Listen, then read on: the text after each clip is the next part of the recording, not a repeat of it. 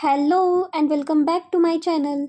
आज की वीडियो में हम भारंगी इस प्लांट को पूरा जानेंगे, तो इस वीडियो को आप एंड तक ज़रूर देखना।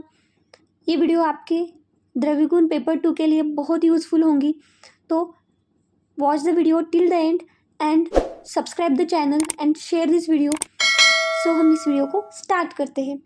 तो इस प्लांट का नाम है भारंगी। तो इसको भारंगी क्यों कहते हैं?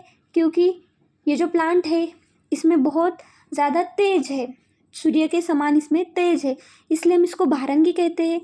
और ये जो प्लांट है इसका यूज़ हम व्याधि को कम करने के लिए, और हम कह सकते हैं व्याधि का भग्न करने के लिए, व्याधि का नाश करने के लिए करते हैं, इसलिए भी हम इसको भारंगी कहते हैं।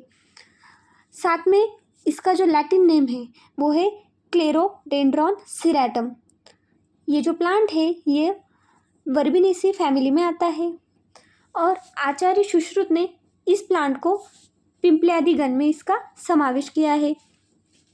इस प्लांट के जो पर्याय है वो है पद्मा, वर्च, वातारी, बर्बर, भृंगजा, कासगनी, शक्रमाता और भारंगी। इसको ब्राह्मणी भी कहते हैं। ब्राह्मणी इसलिए कहते हैं क्योंकि यह ब्रह्मा को प्रिय है, इसलिए इसको हम ब्राह्मणी भी कहते हैं।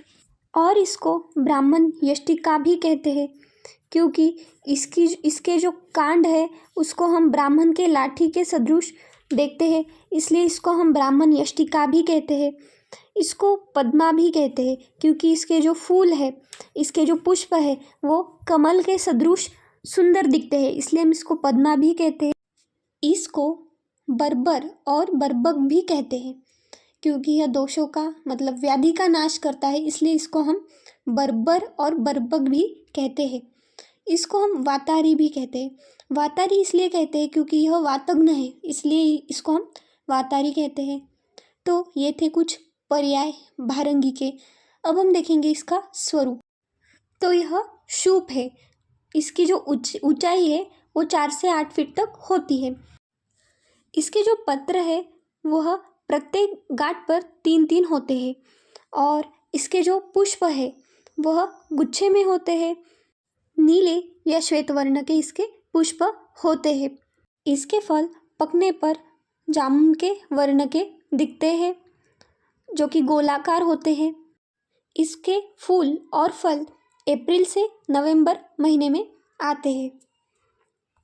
यह हो गई इसके स्वरूप की बात। इसको हम कैसे पहचानेंगे अब हम देखेंगे इस प्लांट के यूज़फुल पार्ट, जो कि है इसके मूल। इसके मूल को हम यूज़ करते हैं। अब हम देखेंगे उत्पत्ति स्थान।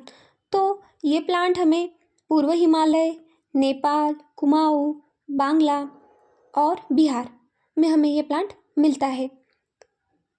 अब हम देखेंगे रासायनिक संगठन मतलब केमिकल कंपोजिशन।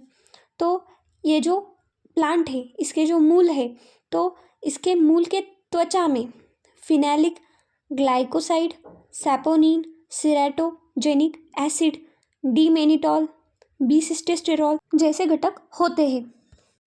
अब हम देखेंगे गुण और कर्म के लिए श्लोक, जो है भारंगी रुक्षा कटुस्तिक्ता रुक्ष उष्णा पाचनी लघु दीपनी तुवरा गुल्मरक्तनुशयेद ध्रुवम शोतकासकफश्वास पिनस ज्वर मारुतान। तो इस श्लोक में इस प्लांट के गुण हैं और इसके कर्म का एक्सप्लेनेशन इस श्लोक से होता है। तो इसके जो गुण हैं, तो गुण में हम सबसे पहले देखेंगे रस। तो इसका जो रस है वो बताया है कटु, तिक्त और कषाय। इसका विपाक है कटु, वीर्य है उष्ण, और इसके जो गुण है वह है लघु रुक्ष। श्लोक में इसे दीपनी पाचनी कहा गया है। तो इसके जो कर्म है वह है पाचन और दीपन। और बहुत सारे जो रोग हैं जैसे कि शोथ हो गया, कास हो गया, श्वास हो गया, पीनस हो गया, ज्वर हो गया, आदि सारे जो व्याधि है इसको यह कम करने का काम करता है, इसलिए ये हो गई इसकी रोगग्नता। अब हम देखेंगे इसकी दोषग्नता। तो दोषग्नता में यह वातग्न है और कफग्न है। हमने पहले ही पढ़ा है कि इसको हम वातारी कहते हैं। वातारी मतलब वात का नाश करने वाला, वात को कम करने वाला, तो इसलिए यह वातग्न हो गया है। वातग्न इसलिए क्योंकि इसका जो वीर्य है, वीर्य इसका उष्ण है, इसलिए यह वातग्न है। कफग्न इसलिए क्योंकि बाकी सारे जो गुण है तो यह कफग्न है।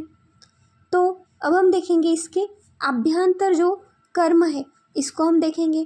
तो हमने पहले ही पढ़ा है कि यह पाचनीय और दीपनीय है। तो हम सबसे पहले पढ़ेंगे अन्नवह व पुरीशवह, इन दो स्रोतों से पे यह कैसे कार्य करता है।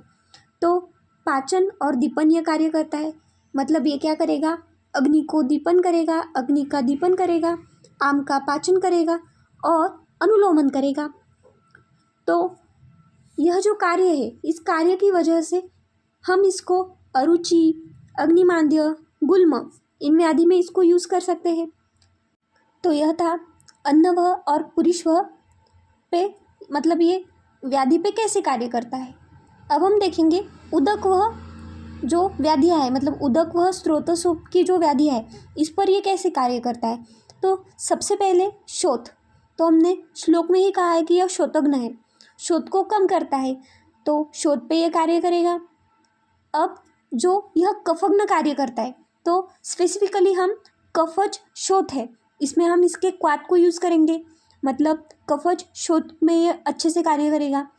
और इसमें जो रस है, मतलब तिक्त और कटु और कषाय, ये जो रस है और साथ में इसके जो रुक्ष, ये जो गुण है, इसकी वजह से ये क्या करता है, शरीर के क्लेद और दोष को शोषण करता है, इसकी वजह से यह शोथ को कम करेगा। तो शोथग्न भी ये कार्य करता है। साथ में जो शोथ की जो आम अवस्था है, तो हम इस अवस्था में इसके क्वात का यूज़ करेंगे। स्पेसिफिकली जो कफज शोथ है इसमें हम इसको यूज़ करेंगे। अब हम देखेंगे प्राणवह स्रोतस पे ये कैसे कार्य करता है।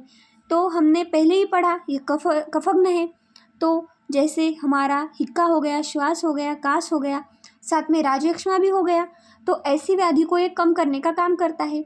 तो हम इसके जो कल्प है, इसके कल्प को देते हैं। तो सबसे पहले हम देखते हैं प्राणवह स्रोतस। प्राणवह स्रोतस में भी हम देखेंगे कास, श्वास। अब प्राणवह स्रोतस पे ये जो प्लांट है यह मुख्यतः कार्य करता है।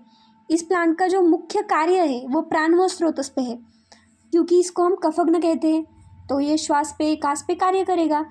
और इसका जो वीर्य है वह है उष्ण, तो इसका जो उष्ण वीर्य होने के कारण जो हमारा उरस्थ कफ है उसको वो विलन करता है और उसका यह अनुलोमन करता है।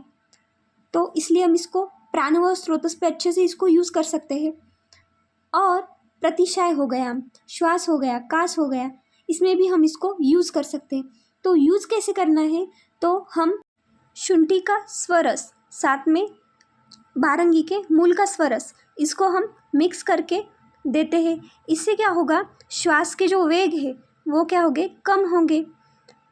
और भारंगी, शुंठी और पिंपली इन तीनों का काढ़ा बना के उसमें मधु को डाल के अगर हम देते हैं तो कास, श्वास को भी ये कम करता है, उसके जो वेग है उसको वो दूर करता है।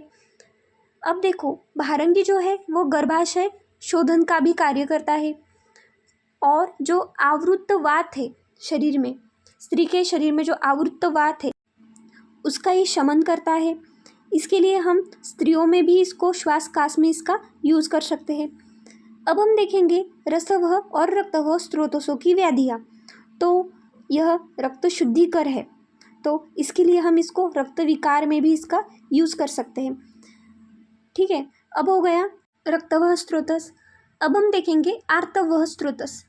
तो इसका जो वीर्य है वह है उष्ण, तो उष्ण वीर्य होने के कारण हम इसको रजस्राव और रजवृद्धि का ये काम करता है। तो रजोवृद्धि करने के लिए हम इसको यूज़ कर सकते हैं। और जो नष्टार्तव है और वातज गुल्म है इसमें भी हम इसको यूज़ कर सकते हैं। अब हम देखेंगे इसके बाह्य प्रयोग। तो इसके जो पत्र है, इस पत्र के लेप को हम व्रण पे लगा सकते हैं, शोथ पे लगा सकते हैं, तो ये शोथर और व्रण को कम करने का काम करता है। तो ये थे इसके उपयोग। अब हम देखेंगे इसकी मात्रा। तो इसके चूर्ण की मात्रा है 0.5 to 1 ग्राम। इसके काढ़े मतलब क्वाथ की मात्रा है 10 से 20 मिली। और इसके जो अवलेह है इसकी मात्रा है 10 से 15 मिली। अब हम देखेंगे इसके कल्प।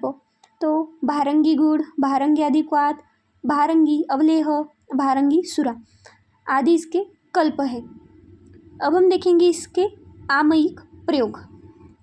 गंडमाला में भारंगी मूल को तंडुलोदक में पीसकर लेप लगाते हैं और जो हिचकी है मतलब हिक्का है इसमें हम भारंगी मूल के जो चूर्ण है उसको हम शक्कर के पाक में इसको देते हैं।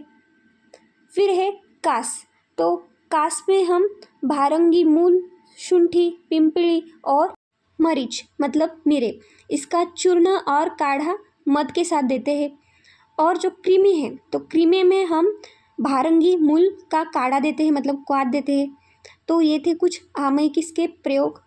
तो ये वीडियो पसंद आया हो तो लाइक ज़रूर करना और ज़्यादा से ज़्यादा इस वीडियो को शेयर करना और चैनल को सब्सक्राइब करना और ऐसे ही वीडियोस देखने के लिए सब्सक्राइब ज़रूर करना। और ऐसे ही वीडियोस मैंने बनाए हुए हैं उसकी लिंक मैं डिस्क्रिप्शन में देती हूँ तो वो भी देखना। यहाँ तक इस वीडियो को देखने के लिए थैंक यू।